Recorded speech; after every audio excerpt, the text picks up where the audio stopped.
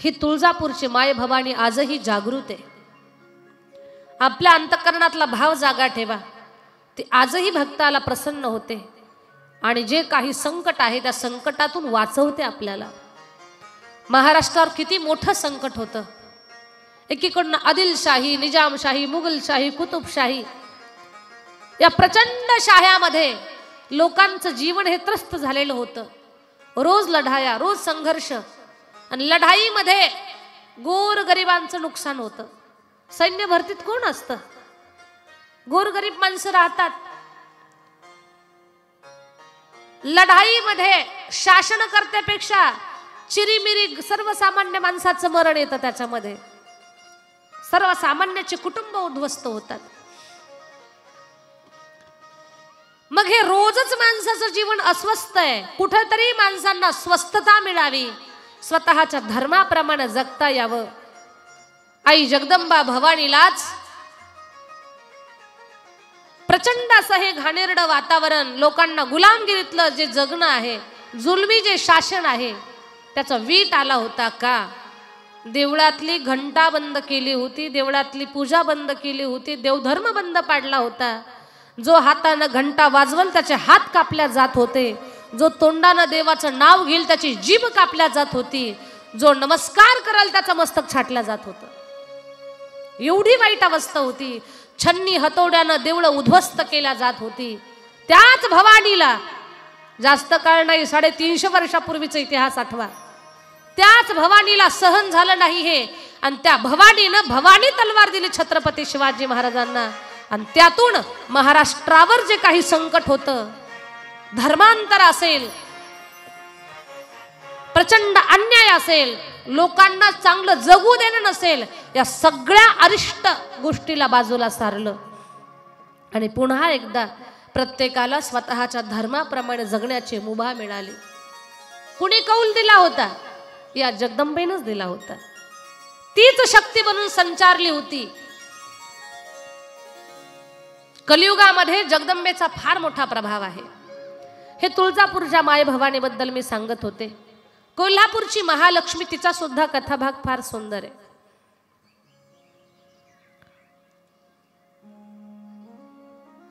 श्री विष्णूची पत्नी लक्ष्मी माता सुप्त रूपामध्ये कोल्हापूरच्या परिसरामध्ये तिथे राहते, नदी तटावरती, त्या भागामध्ये कृष्णा नदीच्या परिसरात। तिथे डोंगर दऱ्यामध्ये करवीर आणि कोल्हासूर नावाचे 2 राक्षस प्रचंड त्रास देतात लोकांना। यज्ञयाग बंद पाडले, देवधर्म बंद पाडले, लोक भजन करायला लागली की त्यांना त्रास द्यावा, मंदिरात जायला लागले की त्यांचा छळ करावा। लोकांना त्रास होतोय या राक्षसांचा। लोकांनी मा भगवतीचा धावा केला, आई या राक्षसांपासून आम्हाला वाचव। भक्ताच्या हाकेला ओ देत भगवती प्रगट झाली। कोल्हासूर आणि करवीर या दोघांच्या सोबत मा जगदंबेनं प्रचंड युद्ध केलं।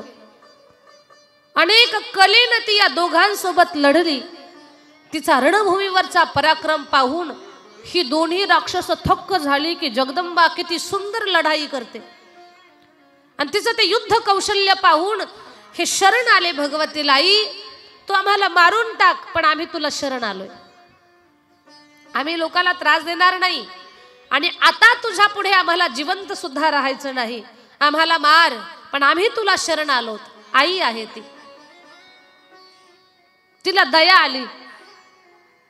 करवीर कोल्हासुरा, प्रचंड लोकांना त्रास दिलाय तुम्ही, त्याचा दंडही मी तुम्हाला देणार आहे, पण तुम्ही मला शरण आलात, मी काय देऊ तुम्हाला?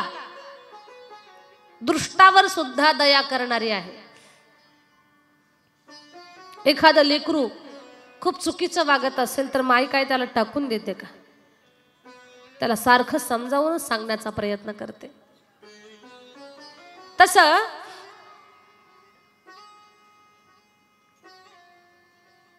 जगदंबा भवानी हे 2 राक्षस आपल्याला शरण आलेत, हे तिच्या लक्षात आलं भगवतीच्या। काय तुम्हाला वरदान देऊ? आई बस एकच कृपा कर, इथे तू भक्तांच्या रक्षणासाठी ज्योती रूपानं ज्योत रूपानं तू स्थित राहा. तुझं पीठ इथे तयार होऊ दे आणि भक्ताच्या हाकेला ओ देत मा सगळ्यांचं कल्याण करण्यासाठी तू इथे थांब. तुझ्या नावानं हे शक्तिपीठ ज्यावेळेस साकारेल तयार होईल त्यावेळेला तुझ्या नावापुढे किंवा तुझ्या नावाला आमचं नाव जोडलेलं असू दे. आईनं आशीर्वाद दिला, तथास्तु बोलली. म्हणून तर त्या महालक्ष्मीच्या पीठाला, कोल्हापूरला काय आहे, महालक्ष्मीचं मंदिर आहे, तर त्या महालक्ष्मी देवीला या राक्षसांची नावं जोडलेली आहेत. कोणती? कोल्हासुराच्या नावावरनं त्या ठिकाणाला कोल्हापूर हे नाव पडलं आणि करवीराचं नाव तिच्या नावाला जोडलं गेलं. करवीर निवासिनी कोल्हापूरची महालक्ष्मी. हे तिनं भक्तांना दिलेलं वरदान आहे. दृष्ट होते ते पण शरण आले तिला म्हणून त्यांना वरदान दिलं. रेणुका मातेची सुद्धा कथा तशीच आहे. जमदग्नी महाराजांची पत्नी रेणुका माता. आपल्याकडे रेणुकेचं रूप म्हणजे मोठा देवी आहे. आपल्याकडचं रेणुकेचं रूप म्हणजे धामणगावची देवी आहे. खूप मोठा तांदळा आहे धामणगावच्या देवीचा. जगदंबा भवानी रेणुका, तिचं लोकांच्या जीवनामध्ये योगदान काय आहे? कांदेऊ नाही. काही देवी काय करते? रेणुका देवी काय करते? लोकांची रोगराई कमी करते म्हणून तिला रेणुका म्हणतात. अजूनही आपल्याकडे प्रथा आहे, त्याला खरूज नाईटे वाहिले जातात. आई इडापिडा जाऊ दे आणि घर सुखानं भरू दे. आपली इडापिडा जावी म्हणून तिला खरूज नाईटे व्हायचे आपण.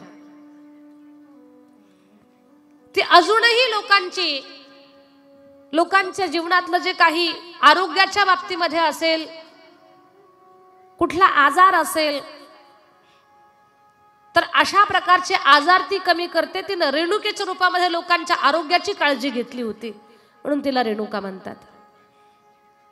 जमदग्नी महाराजांची पत्नी रेणुका माता.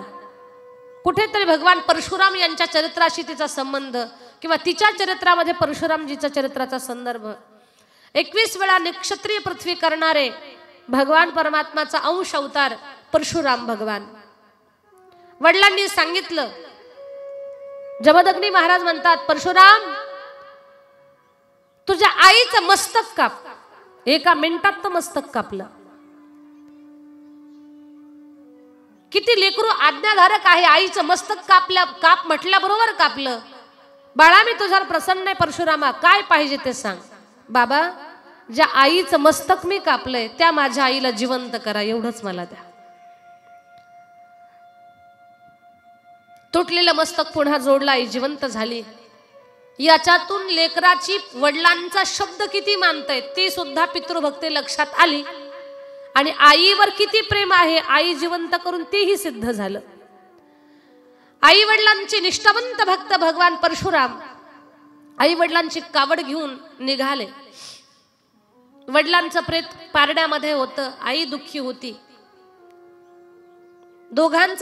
दोघांनाही पारड्यामध्ये बसवलं दोघांचं शरीर आणि घेऊन निघाले. यांना समाधी कुठे द्यायची तर माहूरगड या क्षेत्री.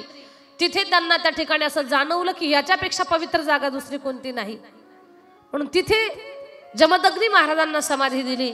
रेणुका माता तिथेच गुप्त झाली. पण परशुरामजीला खूप आपल्या आईची आठवण यायला लागली. आईच्या नावानं टाहू फोडायला लागले. त्यावेळेला भूगर्भातून फक्त असा गळ्यापर्यंत जगदंबेचं रूप बाहेर आलं.